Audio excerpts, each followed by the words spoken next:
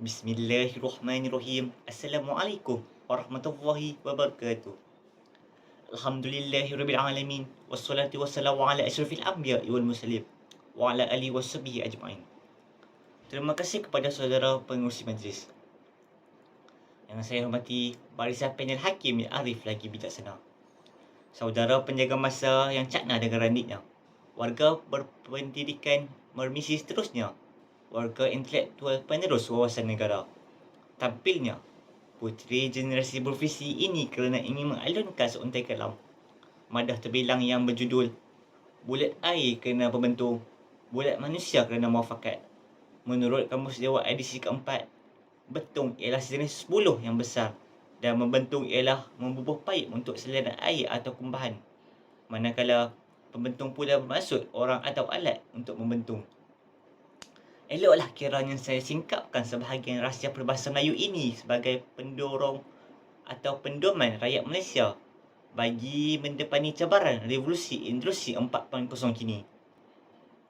Warga Dewan Penerus Wawasan. Pertama, nilai penerimaan dihayati, muafakat sejagat dikecapi. Dunia memperakui uniknya potret kejayaan Islam suatu ketika dahulu dilakari berwarna-warni muafakat dalam kepelbagaian. Umat Islam ketika itu hidup seia, sekata ibarat seikat bagai sirih, seliang bagai tebu, serumpun bagai serai. Firman Allah dalam surah Al-Imran ayat 103, wa'tasimu bihablillahi jami'an wa la tafarraq. Maksudnya, berpegang teguhlah pada tali Allah dan janganlah kamu bercerai-berai. Peristiwa hijrah ialah titik peralihan penyelamat insan dari kemuncak kefasadan, penindasan, fitnah, kezaliman dan perkauman sempit.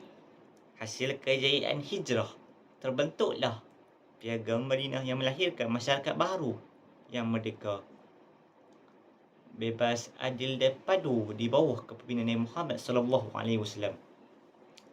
Era gemilang ini bukanlah dimiliki secara mudah. Ia dicapai oleh para pejuang yang mempunyai kualiti dalam dan terlalu luar biasa kehebatannya. Ibarahnya Muhajirin dan Ansar bersatu mengikat satu titik persefahaman. Bahkan kaum Yahudi dan Nasrani dijamin kesamaratan yang tiada taranya. Lantaran itulah perkasa berayatkan prinsip penerimaan telah lama kita laksanakan demi menghargai sumbangan semua kaum. Sistem pendidikan pelbagai aliran kita perkasakan bahasa ibunda dan agama lain tidak dipinggirkan dan setiap perayaan kaum kita raikan. Semua atas prinsip penerimaan yang menjadi acuan muafakat sejagat. Benarlah peribahasa Melayu, bagai air dengan tebing, kedua-duanya saling memalukan. Umpama isi dan kuku yang sukar dipisahkan. Begitulah tepatnya gambaran negara kita sejak zaman kegemilangan Melayu, Melaka hinggalah kini 60 tahun pasca merdeka. Hadirin dan hadirat sekalian, kedua, nilai kenegaraan disanjung, muafakat rakyat dijunjung. Dalam melakar kejayaan sebuah negara, semangat patriotisme mampu melahirkan bangsa yang sanggup berputih tulang dan tidak rela berputih mata demi meletakkan kepentingan negara mengatasi segala-galanya. Dalam hadis Imam Tirmizi yang diriwayatkan oleh Abdullah ibn Abbas, Rasulullah SAW bersabda, maksudnya, betapa engkau negara yang terbaik dan engkau yang amat kucintai. Jika kerana bukan kaumku yang mengusir aku daripada bumi engkau, maka sudah tentu aku tidak akan pergi melainkan kekal tinggal di bumi engkau. Masih ingatkah kita pada peristiwa pencerobohan Lahad Datu pada tahun 2012 yang lalu? Pembunuhan kejam lagi tragik penceroboh terhadap anggota pasukan keselamatan negara kita sewaktu itu langsung tidak mematahkan semangat pejuang mereka untuk menjaga perbadasan negara. Kematian mereka menjadi bukti bahawa kecintaan kepada negara demi teras kemakmuran anak bangsa wajarlah diteladani dan dihayati. Sesungguhnya, tanggungjawab terhadap negara bukanlah digalas bahu mereka sahaja, bahkan menjadi sumpah setia rakyat Malaysia. Dan dari itulah penerapan prinsip kenegaraan dapat memupuk nilai muafakat bangsa dan memperkasa peribadi generasi muda. Begitu juga diterapkan subjek hubungan etnik serta tamadun Islam dan tamadun Asia memberi kefahaman mendalam betapa pentingnya muafakat dalam kalangan rakyat. Jelaslah bahawa kecintaan kepada negara itu bukanlah sekadar ungkapan semata-mata, bahkan menjadi satu kewajipan yang perlu diterjemahkan dalam bentuk pengorbanan, sumbangan dan apa juga tindakan. Hadirin dan hadirat sekalian, ketiga, keadilan sosial dinikmati, muafakat rakyat berkualiti. Dalam mengejar kemajuan, nasib rakyat Malaysia tidak boleh diabaikan kerana apalah gunanya segala bentuk pembangunan yang megah dan maju tetapi rakyat hidup dalam kesusahan. Maka prinsip keadilan sosial akan memungkinkan rezeki seperiuk nasi dan gulai sebilangan dapat kita kongsi bersama. Inilah yang ditegaskan Allah Subhanahu Wa Taala pada manusia dalam surah Al-Hajj ayat 7.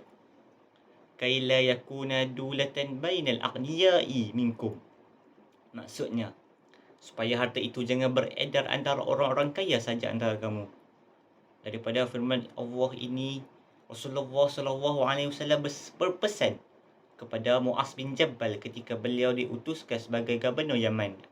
Antaranya ialah, ambillah sebahagian harta daripada golongan kaya dan serahkan kepada golongan miskin. Hadis riwayat Al-Bukhari. Hari ini, namakan sahaja daripada bantuan sara hidup rakyat, Skim Perlindungan Nasional B40 dan dana rumah mampu milik BNM 2019 membolehkan agihan ekonomi lebih sekata dan dalam memenuhi keperluan tanpa mengira bangsa. Inilah yang dinamakan muafakat dalam keadilan sosial. Terbuktilah keadilan sosial memangkin teras kemakmuran dan kemuafakatan yang menjamin peningkatan kualiti kehidupan rakyat Malaysia. Kesimpulannya, hadirin sekalian, di mana bumi dipijak, di situ langit dijunjung. Ayuh, kita tunaikan tanggungjawab kepada negara dengan menghayati semula nilai-nilai penerimaan, kenegaraan, keadilan sosial dan nilai-nilai murni. Bersama-samalah kita rakyat Malaysia berjuang demi melahirkan bangsa Malaysia yang sentiasa ikhlas bersatu padu. Perpaduan dibaratkan seberkas lidi yang kukuh. Apabila diikat kuat sebagaimana perpaduan rakyat Malaysia, maka di sini benarlah bahawa bulat air kena berbentung, bulat manusia kena muafakat. Sekian, terima kasih.